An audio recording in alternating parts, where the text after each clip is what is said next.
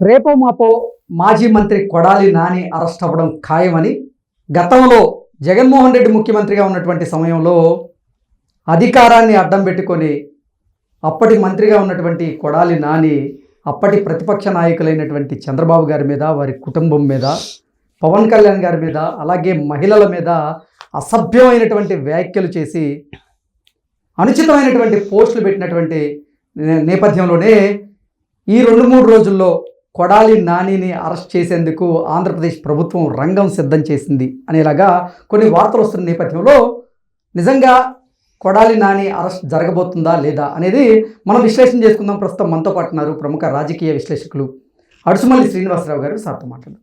Sir నమస్తే. Sir నమస్కారం అండి. కొడాలి నాని అరెస్ట్కి రంగం సిద్ధమైంది అనేటువంటి వార్తలు అయితే ఇప్పుడు సోషల్ మీడియాలో చక్కర్లు కొడుతూ ఉన్నాయి. ఏంటి సార్, ఆంధ్రప్రదేశ్ ప్రభుత్వం కానీ అలాగే చంద్రబాబు గారు కానీ ఇప్పుడు కొడాలి నాని విషయంలో ఎటువంటి నిర్ణయం తీసుకోబోతున్నారంటే ఏం చెప్తారు? ఇప్పుడు చంద్రబాబు గారు తీసుకుంటానికి ఏముండదండి ఇందులో.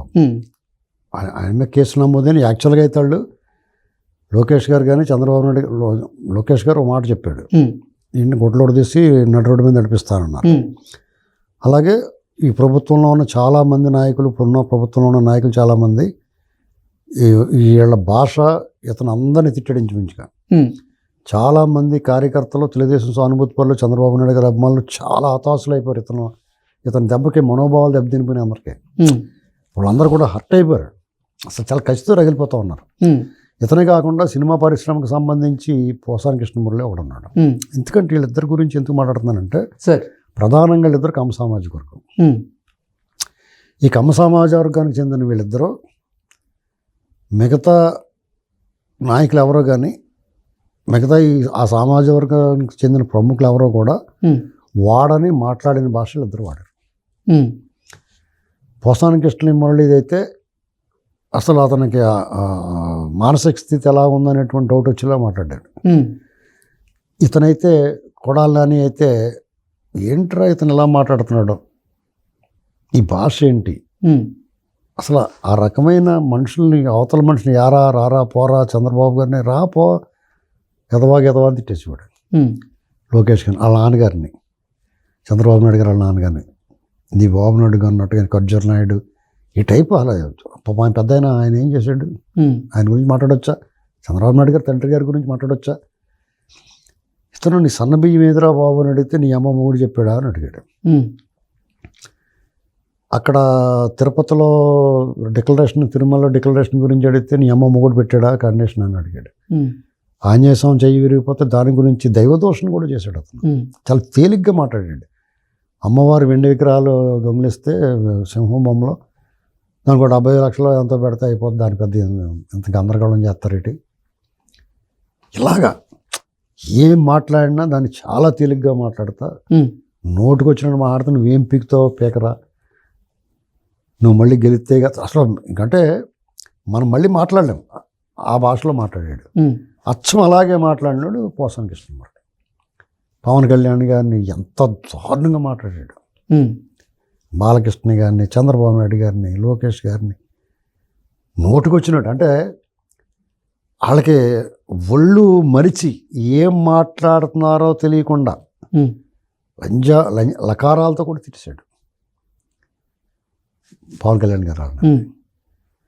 మరి వాళ్ళు ఎందుకు వదలాలండి?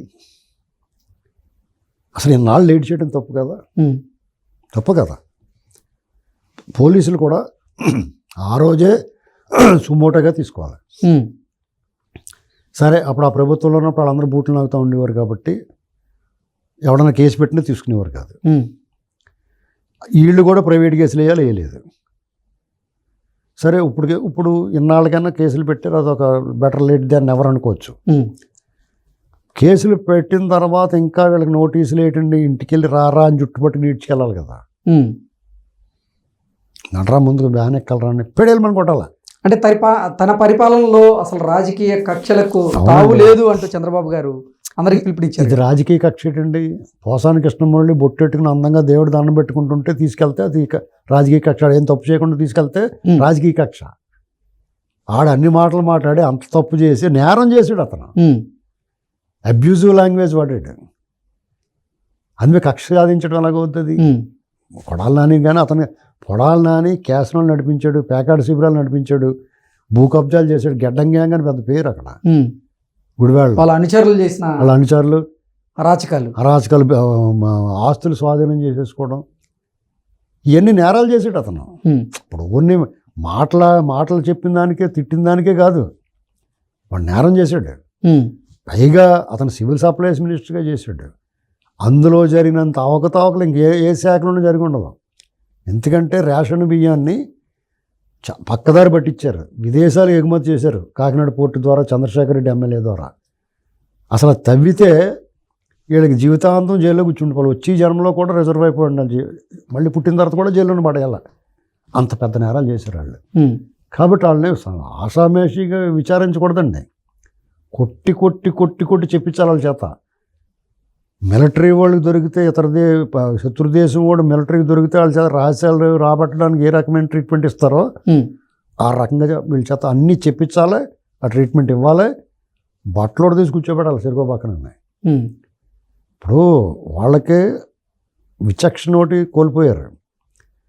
అవినీతి, రాజకీయాల్లో అవినీతి చేయటం, డబ్బులు సంపాదించుకోవడం ఒక రకమైతే, ఈ రకమైన అసభ్యకరమైన మాటలు మాట్లాడడం అనేటువంటిది చాలా కొత్తగా చూస్తున్నాం. ఈ జగన్మోహన్ రెడ్డి గ్యాంగ్ వచ్చిన తర్వాత ఈ దరిద్రం పట్టుకుంది మనకి. పోసానికి కృష్ణమూర్తి అతను ఎలా వచ్చాడు, ఎవరి దగ్గర ఓ రైటర్గా అసిస్టెంట్గా చేరాడు, మెల్లమెల్లగా ఎదిగాడు, మంచి కథా రచయితగా, నటుడిగా, నిర్మాతగా కూడా అతను దర్శకత్వం కూడా చేసాడేమో. ఎదిగాడు, బాగా మంచి పేరు తెచ్చుకున్నాడు, ప్రజల ఆదరణ ఉన్నది. అతను ఎందుకు ఇలాగా పర్వర్టెడ్గా ప్రవర్తిస్తున్నాడు? అది పైశాచికం కదా. ఇతను అలాగే నాని 2 సార్లు టీడీపీ టికెట్ ఇచ్చింది. చంద్రబాబు నాయుడు గారు చేతుల మీద కదా బీఫార్మ్ తీసుకున్నావు. అప్పుడు తెలీదా చంద్రబాబు గారు మంచోడు చెడ్డాడు? మొదటిసారి అంటే తీసుకున్నావు, తెలిసి ఉంటుంది. రెండోసారి ఎందుకు తీసుకున్నావు అంటే నీ అవసరానికి నువ్వు బూట్లు నవ్వుతావు, నీ ఎవడేం పాడేస్తాడు వెనకాల తిరుగుతావు అనమాట. వీళ్ళ దగ్గర నీకేమి నచ్చలేదు, నువ్వు చెప్పింది ఏదో చేయలేదా? ఏదో ఇంత కక్ష పట్టాల్సిన అవసరం ఏముంది? మీ ఆస్తి తగాదాలు ఉన్నప్పుడు నీ ఆస్తి అదే వాళ్ళు దొబ్బేసినట్టు వాళ్ళు కూడా మాట్లాడారు, అలా కొడతారేమోరా బాబు అని. నీ బరితెగింపేటి చంద్రబాబు నాయుడు గారు పద్ధతైన మనిషి, అనవసరంగా లేనట్టు కుక్కలు మురిగితే, కుక్క కరిస్తే మనం కరుస్తామా అని వదిలేస్తాడు ఆయన. నాలుడు ఏం చెప్తాడంటే, కుక్క కరిస్తే కుక్క యజమానిని కొట్టాలి మనం, కుక్కను కరవకపోయినా కుక్కను పట్టుకుని బడితిప్పు చేయాలని చెప్తాను నేను. ఓకే, ఇప్పుడు కుక్క కరిసిందండి, దాన్ని కరవ మనం, కానీ బడి తెచ్చుకుని శోభన నడి మెరగొడితే దెబ్బ నోరు మూసి కూరుకుంటుంది కదా, చచ్చి ఊరుకుంటుంది. లేకపోతే పిచ్చుకోకుండా చంపాలి కదా, లేకపోతే ర్యాబిస్ వ్యాధి వచ్చేది కదా అందరికన్నా. అవును, పోనీ ఇతను చంపకపోయినా వాళ్ళు చంపమని చెప్పకూడదు, జైల్లో పడేయాలి కదా చట్ట ప్రకారం. వాళ్ళు బయట తిరగకూడదు కదా. పైగా జైల్లోకి వేస్తే కూడా పోసాని కృష్ణమూర్తి ఇలాంటి వాళ్ళు జైలు వేసినప్పుడు కూడా మిగతా ఖైదీలతో కలవనివ్వకూడదు, వాళ్ళని బాడు చేసేస్తారు. వీళ్ళందరూ సెపరేట్గా పెట్టాలి. అన్నం నీళ్ళు అవి కూడా గేట్ కింద నుంచి తొయ్యాలి, తలుపు కింద ఉంటుంది కదా, అందులోంచి ఆరులోంచి తెస్తే తినేసి పడుకుంటారు అక్కడే. అన్ని కార్యక్రమాలు అందులో చేసుకుంటా. బయట జనాలను వాళ్ళు చూడనివ్వకూడదు, వీళ్ళని చూడటం కూడా ఎవరిని వెళ్ళనివ్వకూడదు. అంత తీవ్రమైన కఠినమైన చర్యలు, శిక్షల్లో వీళ్ళకు ఉండాలి. అప్పుడు ఈ ప్రభుత్వం మంచి ప్రభుత్వం అని చెప్పుకుంటారు. ఎందుకంటే ఈ ప్రభుత్వం చాలా మంచి కార్యక్రమాలు చేస్తుంది. కానీ ఇలాంటి వాళ్ళ మీద చర్యలు తీసుకోకపోవటం వల్ల ఆ ప్రభుత్వానికి మచ్చ. ఎందుకంటే జగన్మోహన్ రెడ్డి హయాంలో పనిచేసిన వాళ్ళు, జగన్మోహన్ రెడ్డికి అనుకూలంగా పనిచేసి చంద్రబాబు నాయుడు గారి మీద కుట్రలు చేసిన వాళ్ళు ఇంకా అధికారంలో ఇప్పుడున్న ప్రభుత్వంలో ఉన్నారు. స్కిల్ ఆ డిపార్ట్మెంట్లో ఉన్నారు, అందరూ వాళ్ళే ఉన్నారు.